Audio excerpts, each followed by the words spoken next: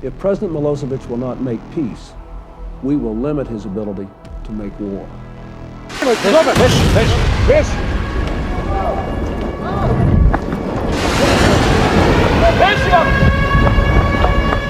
In 1999, NATO bombed a country for 78 days without UN approval. Not just Serbia, but even Montenegro, which tried to stay neutral, was hit. Most people don't even know this happened. Cities were reduced to rubble. Lives were lost. NATO called it a humanitarian war, but for the people who lived through it, it was something else entirely. The breakup of Yugoslavia had already turned deadly.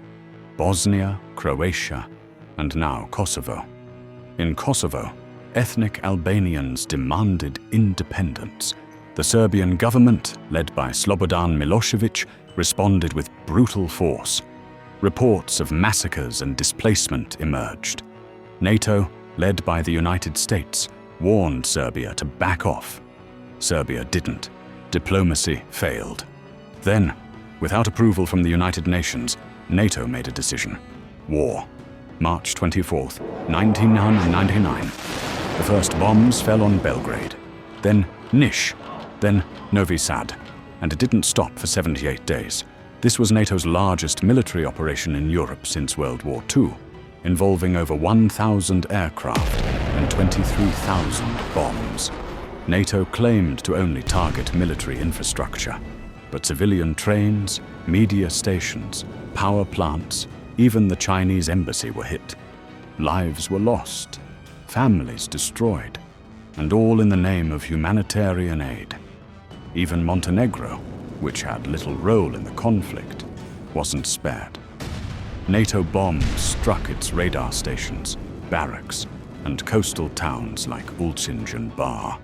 A region that tried to stay out of the war found itself dragged in from the sky. Around 500 civilians were killed, by NATO's own admission. Other sources say over 2,000. Thousands more injured, millions traumatized. A passenger train was struck mid-bridge. A hospital was bombed. A radio station flattened, killing journalists. A refugee convoy was mistaken for a military target. In Novi Sad, entire neighborhoods lost power and water. Belgrade's air turned toxic from burning factories. And in southern Serbia, towns were bombed with depleted uranium, radioactive materials that are still causing cancer today. NATO claimed it was defending human rights, but critics from Russia, China, even some Western scholars saw it differently. This was a war launched without the approval of the UN Security Council, a war that many say broke international law. No NATO official has ever been held accountable.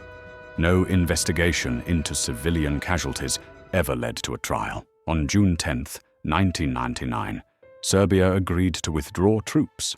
NATO took control of Kosovo. Soon after, ethnic Serbs living in Kosovo were driven out, thousands of them. KFOR, the NATO-led peacekeeping force, struggled to stop retaliatory attacks. In 2008, Kosovo declared independence, something Serbia still doesn't recognize. The pain of that separation remains 2 decades later. Belgrade is rebuilding. Bridges are back, buildings replaced, but many wounds are invisible. Cancer rates have surged in bombed regions. People still live in poverty, worsened by war. The economy never fully recovered. And trust in the international system? Shattered. For the people of Serbia, the war didn't end in 1999. It never really ended. This was not just a war. It was a turning point in global politics. The first time NATO attacked a sovereign nation without UN backing. The first time war was live-streamed across the world. And yet, the victims were forgotten. When the bombs stopped falling, the world looked away. But Serbia never could. Remember Serbia, remember all who were lost. Thank you for watching. If this story moved you, consider subscribing to Legends and Legacy, where we tell the stories others forget.